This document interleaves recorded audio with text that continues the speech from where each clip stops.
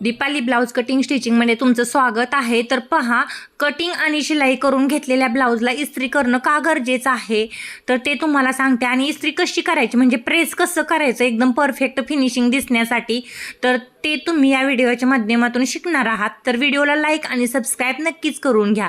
तर पहा, हे 3-4 ब्लाउज आहेत जे मी स्वतः स्टिच करून घेतलेले आहेत। आणि स्टिच करायच्या अगोदर जर चुरगळलेलं कापड कुठे असेल तर ते अगोदरच कटिंग करायच्या अगोदरच प्रेस करायचं असतं। पहा, जर चुरगळलेलं नसेल एकदम परफेक्ट थोडंसं फिनिशिंगमध्ये असेल तर कटिंग करायच्या अगोदर नाही प्रेस केलं तरी म्हणजे नाही इस्त्री केली तरी चालते, पण शिलाई नंतर त्याच्यावरून तुम्हाला इस्त्री ही फिरवावीच लागते। असं केल्याने काय होतं, ब्लाउज हा परफेक्ट फिनिशिंगमध्ये मस्त असा दिसतो। पहा, तर सांगते तुम्हाला कसं प्रेस करायचं। तर प्रथम पहा, ही जी शिलाई असते साईडची त्याच्यावरती अशा प्रकारे काय करायचं, प्रेस करून घ्यायचं, हे महत्त्वाचं आहे। त्यानंतर पहा, स्लीव जी असते, आता याची मी लॉंग ट्रेंडिंग पॉप स्लीव बनवलेली आहे, तर स्लीववरती अशा प्रकारे काय करायचं, प्रेस करायचं। प्रेस करताना हे ब्लाउज असतात ते कस्टमरचे असतात, त्यामुळे जास्त हाय स्पीडवर इस्त्री ठेवायची नाही, नाहीतर ब्लाउज कापड असतं ते इस्त्रीला चिटकून जळून जाऊ शकतं।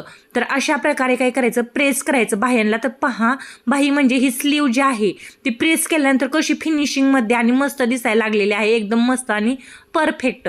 तर यानंतर पहा, बॅक पार्ट कसा प्रेस करायचा। आता फ्रंट पार्ट आहे तो लास्टला इस्त्री करून घ्यायचा, फ्रंट पार्ट जो आहे तो लास्टला इस्त्री करून घ्यायचा। तर याचा पहा, मटका गळा एकदम मस्त असा आहे।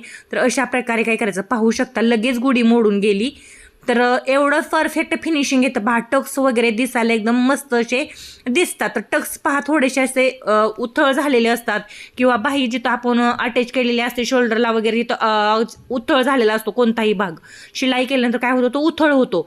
परंतु ज्यावेळेस तुम्ही प्रेस करताल त्यावेळेस एकदम परफेक्ट फिनिशिंगमध्ये त्याला फिनिशिंग येतं। पहा, तर आता कटोरी कशी करायची पहा, प्रेस साईड पार्ट मी अगोदर कटोरी चपटी झाली तरी विचार न करता घेतला होता। तर आता पहा कटोरी कशी प्रेस केली। अशा प्रकारे कटोरी प्रेस केल्यानंतर कटोरीचा टक्स हा एकदम ॲक्युरेट आणि मस्त दिसतो। पहा, तर एकदम परफेक्ट असा मी हा ब्लाऊज पूर्णपणे तुम्हाला कसा प्रेस करायचा हे दाखवलेलं। तर पहा त्याचं फिनिशिंग कसं दिसायला लागलं। तर अशा प्रकारे जर तुम्ही ब्लाऊज प्रेस करून कस्टमरचे दिले तर काय होणार आहे, कस्टमरला दिसायला ब्लाऊज एकदम ॲक्युरेट दिसतात, ते एकदम मस्त असं फिनिशिंग पण दिसतं। तर हा पहा कॉटनचा ब्लाऊज होता, आणि कॉटनचा ब्लाऊज असल्यामुळे इस्त्री अगोदर पण करून घेतलेली याला, परंतु प्रेस केल्यानं शिलाई केल्यानंतर पण अजून याला कुठे कुठे गुड्या आलेल्या आहेत, का तर हाताने इकडं तिकडं करताना हे चुरगळलेलं असतं। पहा, असं होतं।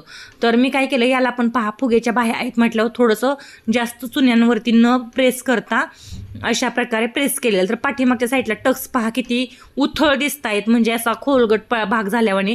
तर प्रेस केल्यानंतर पहा हे एकदम मस्त असं फिनिशिंग आलं, पाहू शकता एकदम परफेक्ट असं याला फिनिशिंग लगेच आलं।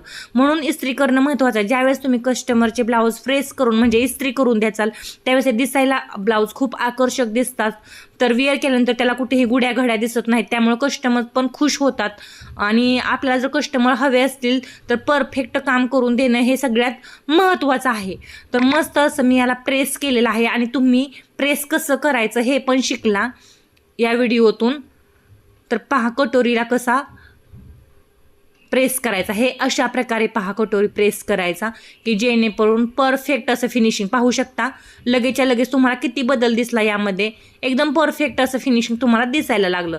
तर साईड पार्ट, कटोरी आणि गळा वगैरे ज्यावेळेस तुम्ही इस्त्री फिरवसाल त्यावेळेस दिसायला खूप आकर्षक आणि खूप मस्त दिसतात। तर पहा याच्यानंतरचा ब्लाऊज आहे तो डिझायनर ब्लाऊज आहे, त्याला देखील मी तुम्हाला परफेक्ट असं प्रेस करून दाखवणार आहे। खूप छान असा मी हा एक ब्लाऊज तुम्हाला रेडी करून दाखवला। तर मी प्रत्येक कस्टमरचे ब्लाऊज अशा प्रकारे प्रेस करून देते पहा, तर कुठेही त्याला असा इस्त्रीला म्हणजे प्रेस करताना कापड चिकटणार नाही याची काळजी घ्यायची। तर पहा हा अगोदरच थोडासा प्रेस केलेला होता आणि आता आणखीन एकदा मी करून घेतलेला आहे। तर खूप छान असं याला फिनिशिंग आलेलं आहे। तर पहा गळा पाठीमागचा, त्या गळ्या डिझाईनवरनं पण मी इस्त्री करून घेतलेली आहे। तर खूप छान असा हे ब्लाऊज मी सगळे प्रेस करून घेतलेले आहेत. खूप छान असं फिनिशिंग आलेलं आहे, मस्त असं. तर तुम्ही देखील कस्टमरचे ब्लाऊज अशा प्रकारे परफेक्ट असे फिनिशिंगमध्ये देण्यासाठी प्रेस करून घ्या, म्हणजे कस्टमर खूप खुश होतात आणि ब्लाऊज पण दिसायला खूपच छान आणि खूपच मस्त दिसतात. लाईक आणि सबस्क्राईब करून घ्या. खूपच छान असा व्हिडिओ तुम्हाला पाहायला भेटला. तसेच मी छोटे छोटे डिझाईन केलेले ब्लाऊज देखील तुम्हाला पाहायला भेटले.